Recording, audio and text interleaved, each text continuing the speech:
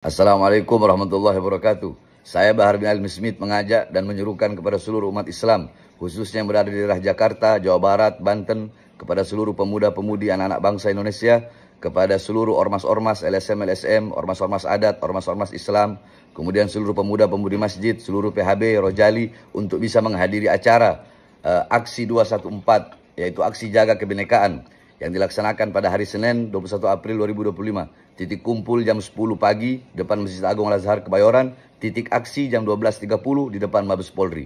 Yaitu sebagai bentuk protes dan ketidakrelaan atas penghinaan yang dilakukan oleh cucu PKI yaitu Fuad Pleret terhadap Guru Tua Habib Idrus bin Salim Al-Jufri. Sama-sama kita hadiri untuk kita menuntut Mabes Polri untuk segera proses dan penjarakan Fuad demi menjaga persatuan dan kesatuan dan serta Bhinneka Tunggal Ika Indonesia dan menjaga Indonesia dari perpecah belahan umat dan sesama anak bangsa. Assalamualaikum warahmatullahi wabarakatuh.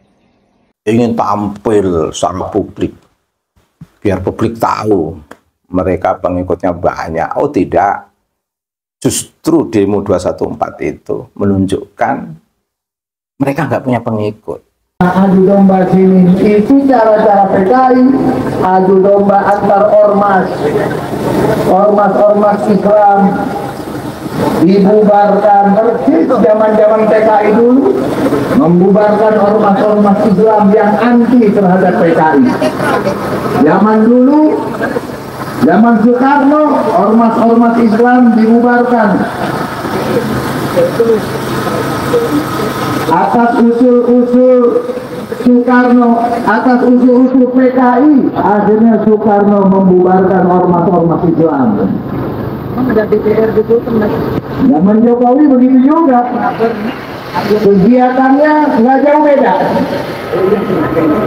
Zaman Soekarno banyak tokoh-tokoh Islam dipenjarain atas usul-usul PKI.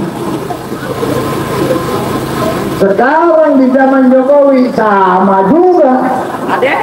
Tokoh-tokoh Islam banyak yang mendem, dipenjarain. Saya juga punya kamar di situ, Bang. Kamar saya apartemen lantainya tinggi banget kelihatan. Itu ada kamar saya di situ. Alhamdulillah. Ngerasain juga. Tapi kira-kira kita jadi kapok nggak kira-kira membela Indonesia? Nggak kapok. Takutnya dengan PKI. Ya, saudara-saudara sekalian, sebagian umat ada yang dibayar, dimanjain, dibantuin, ini itu dikasih fasilitas, lalu diajak untuk menggebuk umat Islam yang lainnya. Ini terjadi, termasuk pembuatan program-program deradikalisme. Hari ini terjadi. Bahkan ketika saya di konseling di lantai 15, itu jelas kok. Unsur masalah itu di pasal 28. Saya ingat persis namanya yang konseling itu. Saya pokoknya ada sebutin nama kan, ada Said Sirait. Saya ingat persis. Dia memaksa ke pasal 2 itu harus ada unsur crash. Harus ada akibatnya. Saya ngomong simpel, pengacara saya ada. Saya bilang simpel, udah gini aja bang. Kan ini nggak boleh di video sama saya banyak pakai handphone saya. Harus ada unsur flash dulu baru diterima laporan. Orang jangan begitu dong bang, Pak Habib. Ya udah kita ngikutin, biar agar diproses. Tapi sampai saat ini akhirnya dengan mereka dengan enaknya, karena nggak ada proses, nggak diproses akhirnya kan efeknya seperti apa? Nah makanya untuk menjaga wibawa kepresidenan jangan sampai ini dilepaskan. Selesaikan urusan ini sampai di Mabes Polri. Fuad Pleret yang sudah membuat gaduh diproses. Kalau masalahnya nanti hukumnya seperti apa, pastinya secara hukum yang tahulah pasal-pasalnya dan sebagainya, delik aduan dan sebagainya. Kemarin kami sudah ketemu dengan Brigjen Aji sebelum aksi ini karena rencana kan hari Sabtu. Kemudian kita diskusi, Pak, hari Sabtu ini nggak ada audiensi Pak Ustadz. Ya memang awalnya kita nggak akan ada audiensi, karena kami ingin menyuarakan bahwa kami mendukung bahwa jangan sampai ulama kita dihinakan. Ya kan, itu awalnya. Tapi akhirnya kita menyepakati ngapain kalau hari libur ini, juga kami lagi libur dan sebagainya. Alhamdulillah hari ini Senin tanggal 21 April 2025 dia diadakan di sini. Nah, satu hal makanya kami tadi negosiasi berbagai macam hal, bahkan kita tadi berharapnya di depan sana Maria, mungkin kayak gitu. Tapi kami melihat bahwa protapnya tidak boleh, kami mengikuti. Ya, kami mengikuti apa yang terjadi, kita ikutin. Nah, makanya harapan kita di sini sebagai Wakorlap adalah aksi ini memang betul aksi damai. Tapi tadi dibicarakan, mohon maaf ya, suara masyarakat, suara ini kan tidak ada damai kalau memang ini tidak diproses. Nah, tentunya kami hari ini menjaga sampai jangan terjadi hal yang tidak diinginkan. Makanya kami insya Allah asar selesai, namun hal-hal ini mudah-mudahan perjumpaan dan perjuangan daripada membela guru tua kita berharap selesai sampai di sini, artinya ada penangkapan langsung buat kalian. Tapi kalau tidak tegas, tidak ada penangkapan, jangan salahkan nanti kalau di Palu, di Solo Setengah atau tempat-tempat lain mungkin akan ada aksi kembali. Nah, harapan kita semoga kepolisian masih bisa diharapkan untuk menegakkan keadilan. Allahu Akbar. Allahu Akbar. Pendemo 214 itu menurut saya tidak fairness, tidak fair,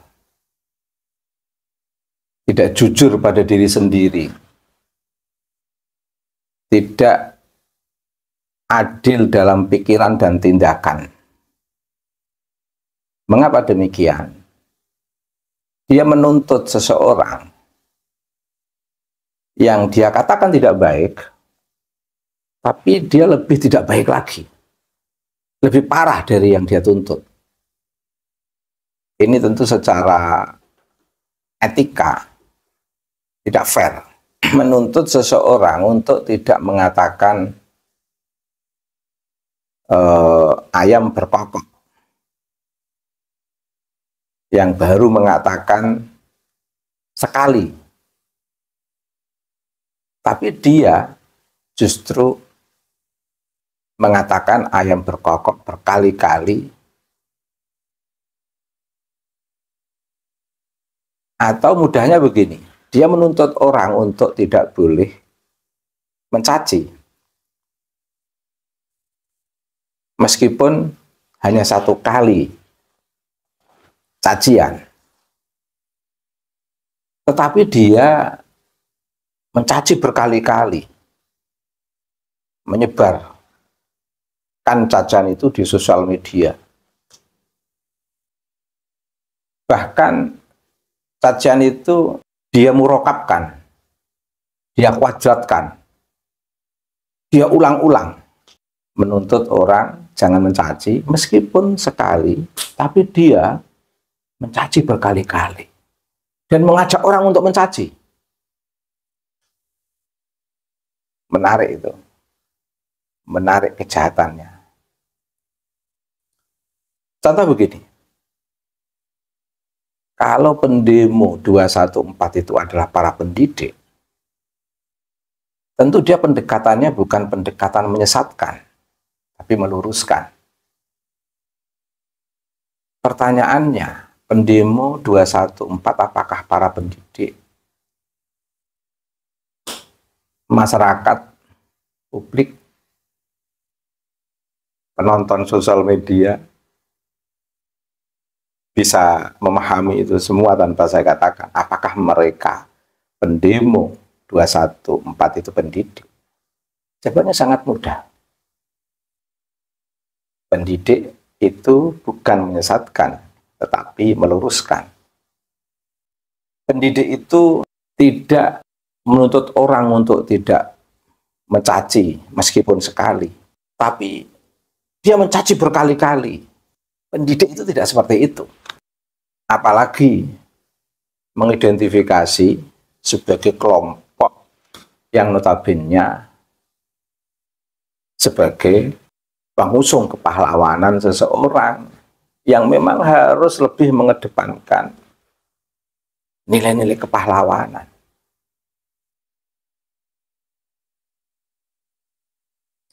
Yang menarik, pendemo 214 ada ironi besar. Apa itu? Mereka itu kan membela calon pahlawan. Saya ulang, mereka itu membela calon pahlawan. Tapi mengisi hari kepahlawanan dalam konteks ini Raden Ajeng Kartini yang makamnya di Mantingan dan situs sejarahnya ada di Rembang kota. Sebuah suasana haru yang seluruh putri-putri anak negeri ini pada memperingati kepahlawanan Raden Ajeng Kartini.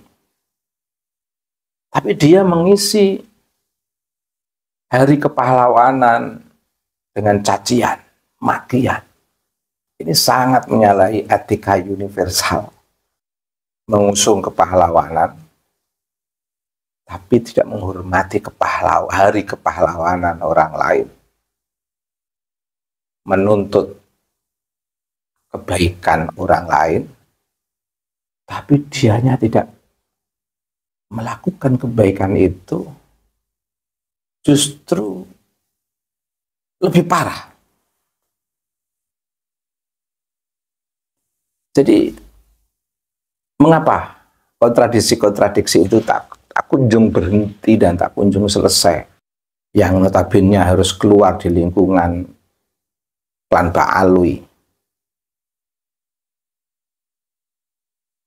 dan para muhibbinnya. Karena menurut saya kebanyakan klan Ba'alwi itu terpengaruh oleh pola fikir Rizik Syihab yang tidak adil dalam pikiran dan tindakan. Apalagi hal yang sangat saya sayangkan, biasanya imamah, jubah, tasbih, surban itu ada di masjid, di musola. Tapi ini dipertontonkan di area yang notabene ini dekat istana. Ini kan tidak menghormati rumah pemimpin kita, Bapak Presiden Prabowo. Ini kan problem. Tentu demo 214 yang diuntungkan bukan abnaul khairat. Demo 214 yang diuntungkan bukan para pengikut Rizik Syihab. Demo 214 yang diuntungkan bukan para pengusung pahlawan Bapak Idrus bin Salim Al-Jufri. Demo 214 yang diuntungkan adalah yang didemo. Mengapa? Yang demo menunjukkan ketakutan yang luar biasa. Mengapa? Ya, demo bukan pada yang didemo langsung, tapi di kepolisian, di Mabes Polri. Mengapa itu terjadi? Karena tidak berani. Itu namanya pinjam tangan. Pinjam tangan Polri. Atau ingin show of force, ingin tampil secara publik, biar publik tahu mereka pengikutnya banyak. Oh tidak, justru demo 214 itu menunjukkan mereka nggak punya pengikut. yang demo kemarin kan tidak lebih banyak dari pengunjung sholawatannya Gus Fuad Pleret.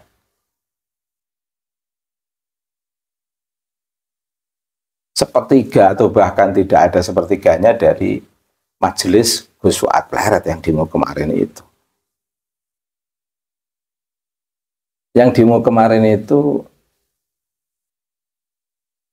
tidak ada sepertiganya santri Kiai Haji Imaduddin Utsman. Yang demo kemarin itu mempermalukan calon pahlawan yang diusung.